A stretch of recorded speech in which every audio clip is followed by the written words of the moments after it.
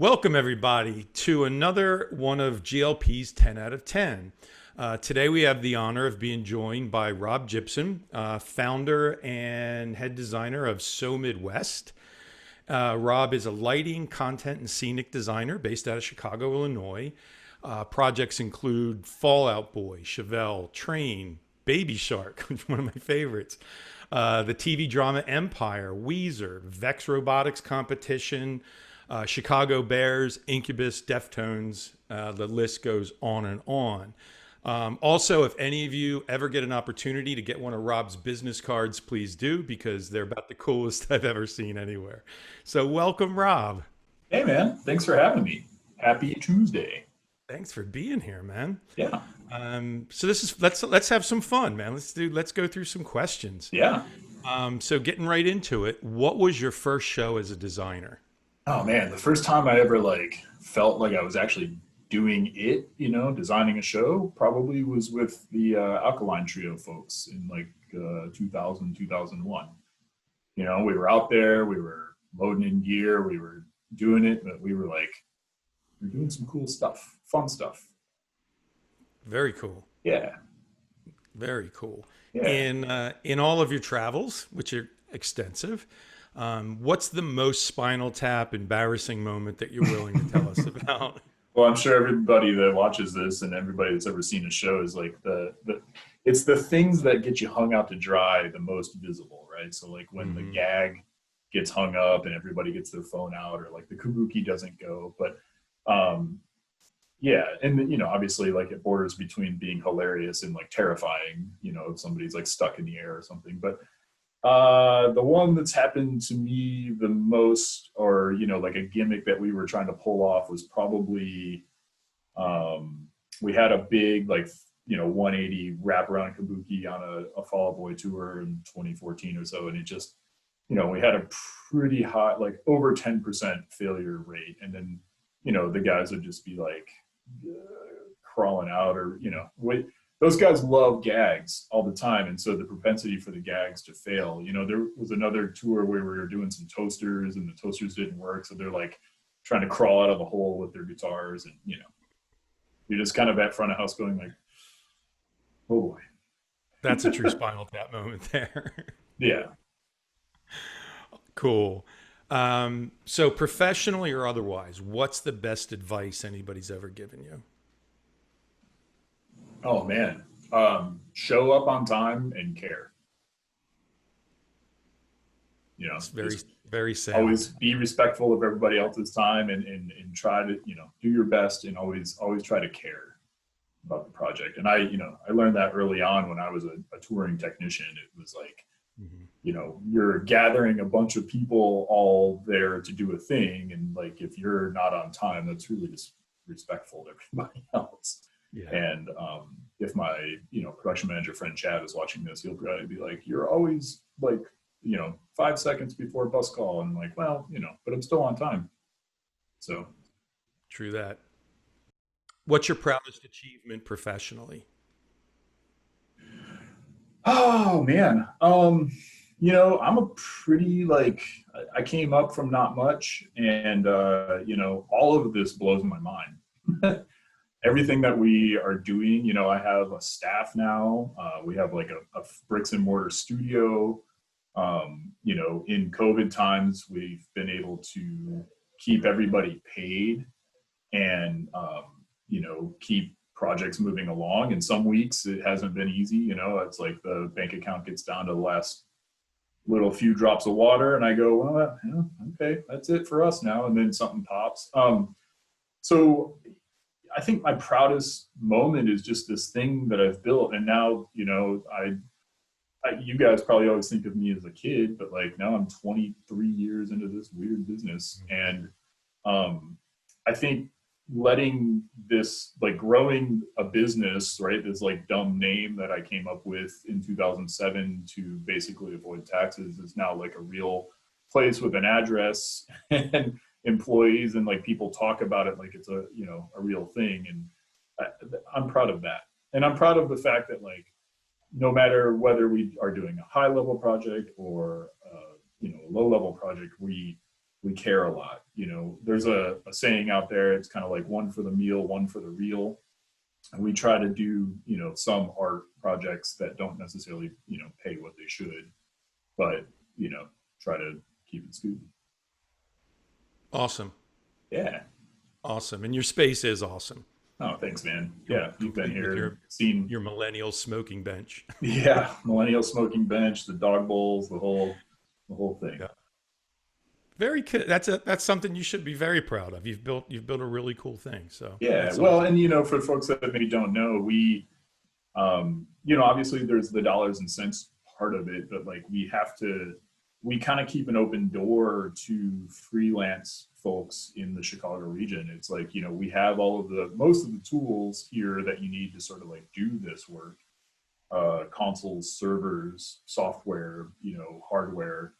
And we just say, like, if you have, you know, downtime, especially now in COVID times, like if you have downtime, just come, you know, you don't even have to come in here, just come get this MA3 and learn it, you know, come get these things. And you know, I've been flexing basically, and you guys at GLP were very awesome in donating some gear, like all of my relationships to try and get people to donate gear so we can build these demo stages and like learn new technology. And, you know, now we have what I would say is a XR workflow, you know, extended reality workflow that works, and we could sell it and we could do it, and we are selling it, we are doing it, and that's keeping us alive. Very cool. Yeah. So when you're not busy pushing forward with all that, what do you do in your downtime? I collect and restore vintage Vespas, and Very cool. I haven't had. So I have a few bikes, some of them in various states of working, but you know, there's just something really like cool about them. They have obviously great design. They're fun. You know, it's more fun to ride a 10 horsepower thing to within an inch of its life versus my motorcycle, which is like a 180 horsepower thing that takes me to within an inch of my life. So, you know, I also play guitar. You know, and so we try to do that kind of thing, and then just being a dude in a community and trying to, you know, be present and help out and give back, and you know, yeah, that. There you go. Very cool. In all the gigs that you've done across the planet, so what's the best venue you've ever worked in? Oh man.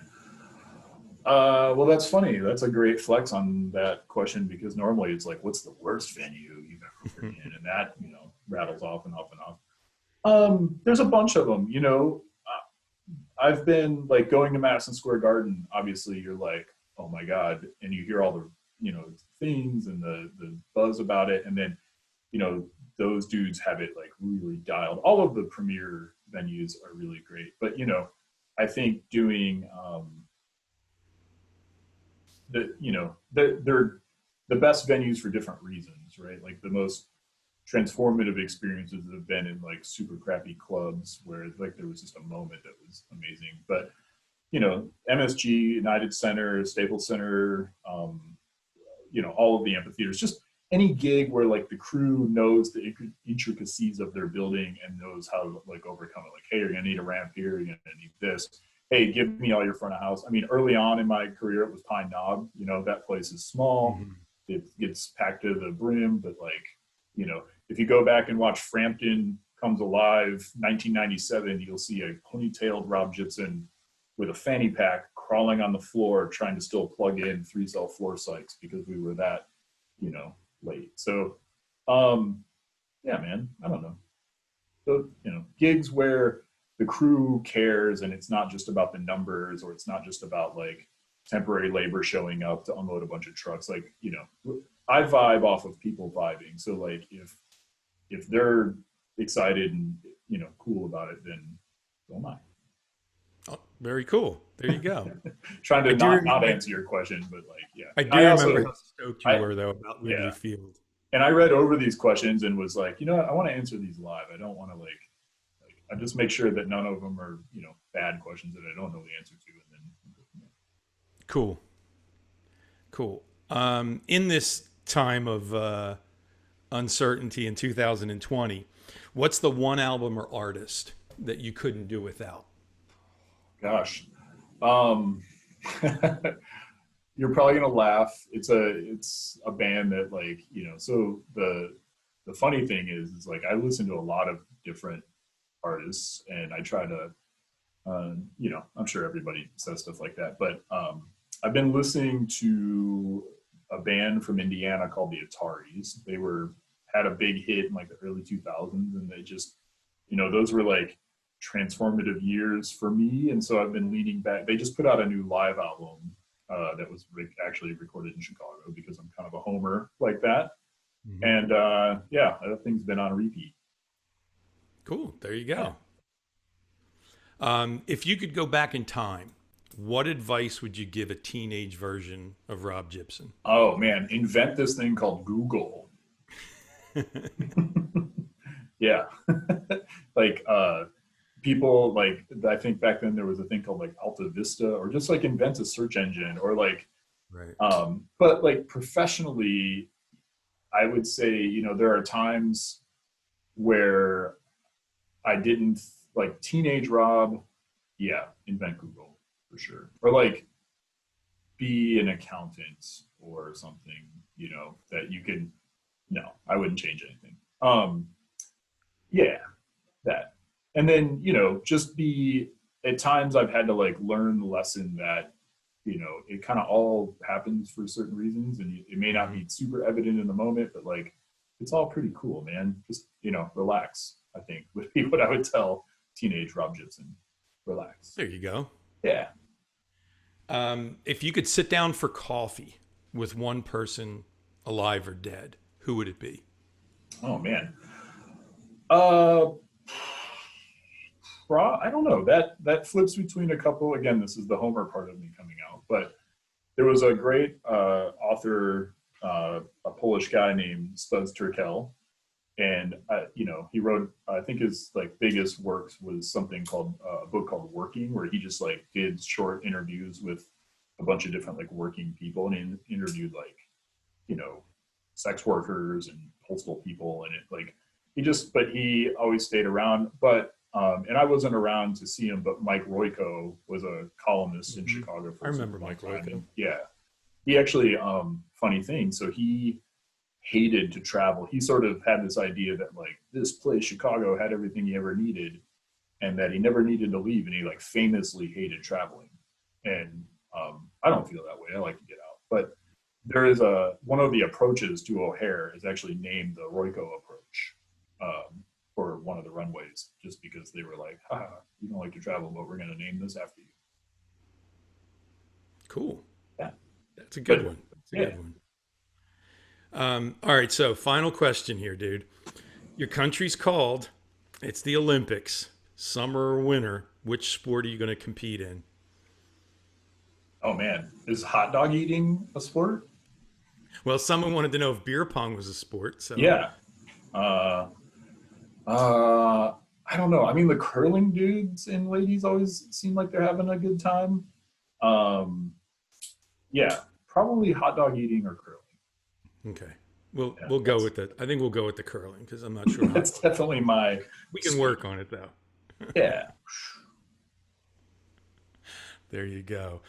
So All right, man. cool. Well, thank you very much, man. Appreciate you spending some time with us. This is a lot of fun. Yeah, totally. And be well, my friend, until we see each other again. Yeah, right on. All Thanks, right, Brian. Rob. Take Cheers. care, man.